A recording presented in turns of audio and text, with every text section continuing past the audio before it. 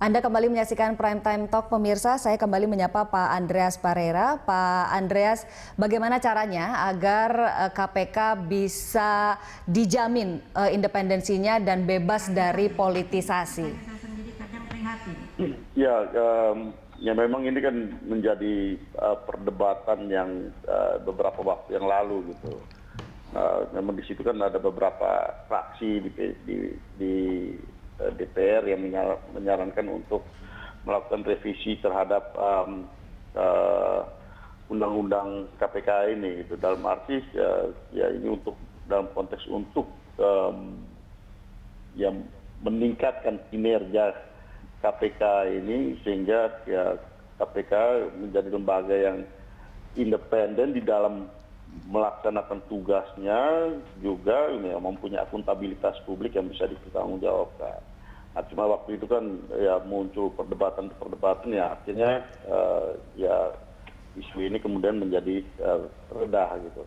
Nah, tetapi ke dalam di partai di PDI Perjuangan ya partai selalu mengingatkan supaya ya paling tidak kita menjaga di rumah kita masing-masing bahwa ya para kader-kader partai PDI Perjuangan untuk tidak terjebak di dalam tindakan-tindakan koruptif, baik mereka yang ada di legislatif maupun yang ada di eksekutif. Karena itu tadi artinya dengan kekuasaan yang dimiliki ini ya godaan-godaannya menjadi sangat tinggi. Juga kita juga harus melihat juga bahwa biaya politik di Republik ini sangat tinggi gitu, baik untuk pemilu legislatif maupun pilkada yang terjadi. Oleh karena itu dengan politik biaya tinggi ini perlu juga menjadi pemikiran bersama, karena korupsi ini bukan sesuatu yang berdiri sendiri gitu. Ya, betul, tapi dia terjadi karena dari berbagai macam aspek yang menyebabkan seseorang itu melakukan tindakan korupsi.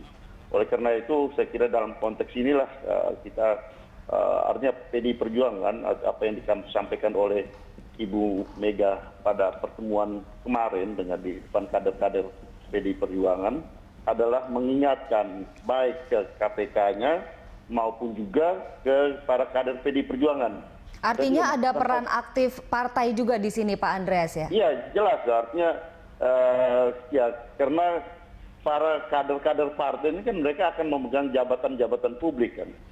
Nah, oleh karena itu Ibu Mega juga mengingatkan sekaligus melakukan otokritik bahwa di partai kita juga harus bersih dari tindakan-tindakan korupsi tersebut gitu.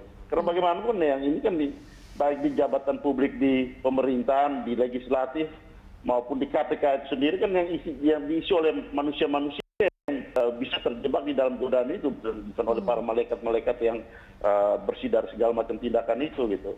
Oleh karena itu konteks apa yang Ibu Mega sampaikan kemarin adalah ya kita melakukan kritik, otokritik terhadap para kader sendiri maupun terhadap KPK.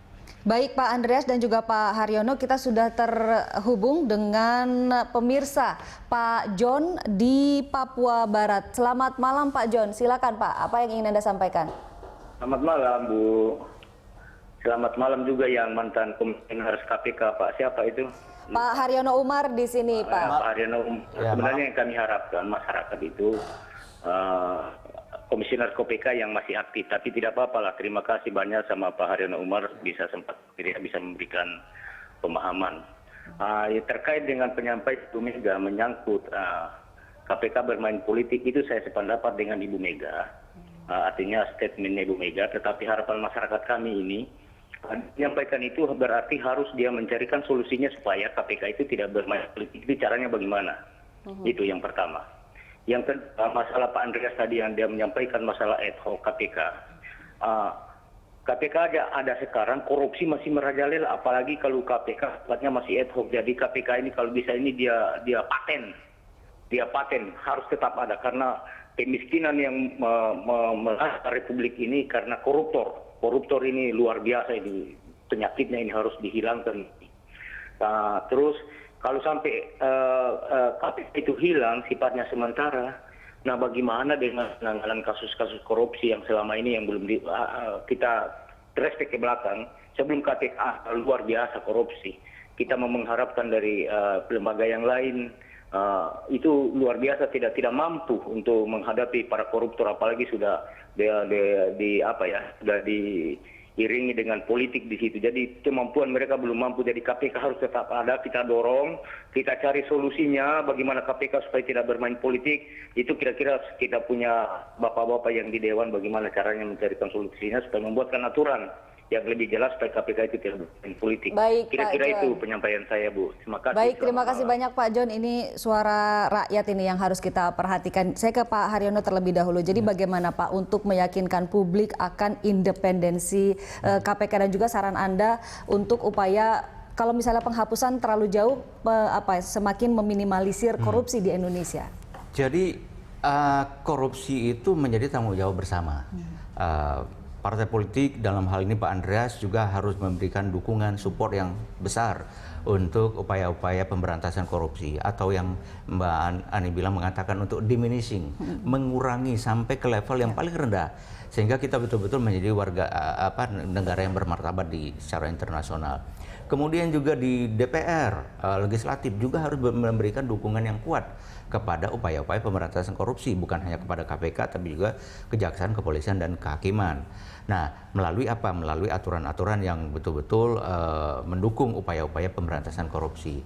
Kemudian juga dari masyarakat, dari pemerintah juga bagaimana menjaga, karena yang namanya birokrasi juga masih banyak permasalahan loh. Yeah. Permasalahan yang katakanlah yang paling kecil umpamanya perjalanan dinas segala macam itu masih banyak. BPK masih banyak menemukan. Jadi birokrasinya harus bagus, kemudian legislatifnya juga harus bagus, partai politiknya juga harus bagus, masyarakat juga harus bagus, seperti yang dikatakan oleh Pak John tadi. Oleh karena itulah maka memang dalam kondisi seperti sekarang ini yang korupsi itu saya pikir sudah makin lama makin berkurang, tetapi ternyata kan masih makin lama makin banyak begitu. Yang baru-baru yang kemarin yang masih sangat muda, seorang bupati di Banyuasin itu kan masih sangat muda, kader yang mestinya betul-betul menjadi panutan dari masyarakat, terlibat juga. Jadi masyarakat menjadi pesimis dengan kondisi itu. Oleh karena itu maka kita bersama-sama berikan dukungan. Silahkan kepada penegak hukum untuk bisa menjalankan tugasnya dengan baik dengan cara mensupport bukan hanya dari sisi infrastruktur dan anggaran, tetapi juga bagaimana dengan aturan-aturan yang mendukung. Dan kemudian yang kedua, para partai politik harus terus-menerus mengingatkan kader-kadernya, karena yang seperti yang katakan oleh Pak Andreas tadi, yang akan mengisi posisi-posisi jabatan publik yang tinggi, yang berkuasa banyak itu besar itu adalah dari partai politik. Oleh karena itulah maka harus terus-menerus mengawasinya. Kan kadernya banyak di seluruh Indonesia. Oleh karena itulah maka menurut saya perlu juga di partai politik itu ada semacam satuan pengawasan internal. Dia yang memberikan pembelajaran, dia yang mengawasi, dia mengumpulkan informasi, sehingga informasi-informasi tersebut lah yang mengalir kepada pimpinan termasuk kepada ketua umum. Jadi ketua umum tidak perlu nanya-nanya kepada yang lain. Tidak perlu dak-dikduk dan terkejut begitu ya. Cukup menggunakan salah satu organnya ini. Yang itu menurut saya belum ada ini. Saya menyapa ke Pak Andreas dulu. Pak Andreas, ini bagaimana Anda menanggapi usulan peningkatan pengawas dari parpol, yaitu adanya semacam pengawas internal begitu Pak Andreas?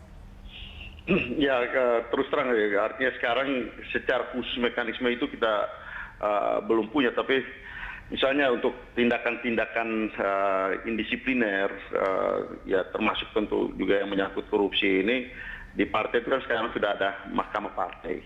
Di PDI Perjuangan itu sudah terbentuk mahkamah partai. Nah, ya mahkamah partai inilah yang melakukan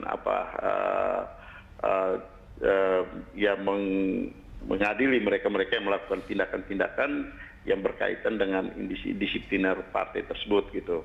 Nah, cuma ya tadi seperti apa yang disampaikan oleh Pak Haryono tadi, saya kira memang intinya itu untuk melakukan pencegahan terhadap lebih baik kan kita melakukan pencegahan terhadap tindakan-tindakan korupsi ini.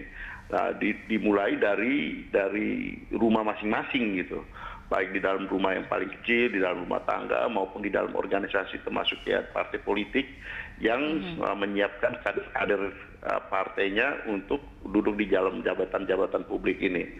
Nah, salah satu cara yang kami lakukan artinya di PDI Perjuangan adalah dengan sekolah-sekolah partai seperti ini, seperti yang sekarang sedang dilakukan ini gitu.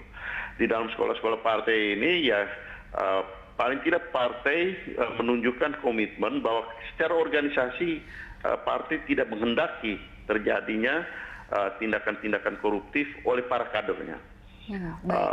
Dan apa yang dilakukan oleh ya kalau misalnya itu terjadi yang menyangkut para kader Ibu Mega kan katakan ya kalau mereka senang ya mereka tidak sampaikan ke kita, tapi kalau mereka mulai susah mereka ya cari partai untuk berlindung di bawah partai, dan ini partai tidak akan memberikan perlindungan terhadap mereka-mereka yang melakukan tindakan-tindakan korupsi tersebut gitu.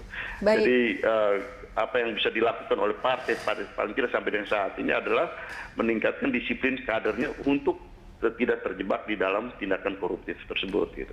Baik Pak Andreas, terima kasih banyak atas kebersamaannya dengan Berita 1 TV pada malam hari ini. Selamat malam Pak Andreas. Ke Pak Haryono, singkat Pak, barangkali ada closing statement ini bagaimana KPK sudah merasa semuanya sudah sesuai jalur, tapi masih saja ada yang mempertanyakan kinerja KPK sehingga mungkin pemberantasan korupsi milik bersama ini masih belum jadi isu gitu. Jadi KPK tidak bisa menjawab dengan kata-kata. Kalau hanya dengan kata-kata itu kan cukup yang lain lah gitu. Jadi KPK harus betul-betul fokus bekerja, kurangi menyampaikan statement-statement kepada luar, tunjukkan kinerja itu melalui apa yang dilakukan, baik itu dari sisi penindakan dan maupun dari sisi pencegahan. Pencegahan juga sangat penting loh itu. Bagaimana agar umpamanya yang namanya korupsi itu belum terjadi dulu. Karena yang namanya korupsi itu rekayasa. Umpamanya pengadaan barang, rekayasa itu dilakukan jauh sebelum, kadang-kadang sebelum ada anggaran. Kemudian eksekusinya pada waktu dilakukan pembayaran. Nah itu kan prosesnya panjang. KPK kalau bisa memotong mata rantai itu yang bagus, itu yang kita inginkan. Jadi harapan dari seperti Ibu Mega, kemudian dari ketua-ketua umum partai yang lainnya, presiden, itu adalah yang seperti itu sebetulnya. Nah ini yang perlu ditangkap oleh KPK, diterjemahkan, dibuat SOP-nya, dibuat program kerjanya. Ini loh dalam rangka untuk upaya pencegahan. Jadi jangan kita kalau semakin berkurang yang ditangkap, semakin berkurang yang OTT, itu artinya upaya untuk pemberantasan korupsinya semakin baik. Tapi kalau masih, itu artinya upaya efek jerahnya masih belum terlihat. Masih banyak pekerjaan rumah yang harus diselesaikan begitu ya, Pak dan diharapkan Haryono. juga kader-kader muda memberikan contoh gitu. Oke, dan dibuktikan dengan kerja begitu Pak Haryono. Ya. Terima kasih banyak Pak Haryono atas kebersamaannya dengan kami. Mungkin yang sekolah-sekolah seperti ini perlu diperbanyak lah. Seperti yang diadakan oleh PDIP ini. Perlu ini untuk karena itu namanya godaan. Orang itu biasanya lupa. Nah, perlu diingatkan kembali dengan sekolah seperti ini. Baik Pak Haryono, terima kasih banyak. Selamat malam.